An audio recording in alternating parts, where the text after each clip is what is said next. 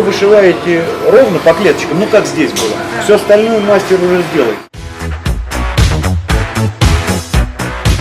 Нитки имеют свойство растягиваться. И здесь мы, естественно, применяем скобы от степлера.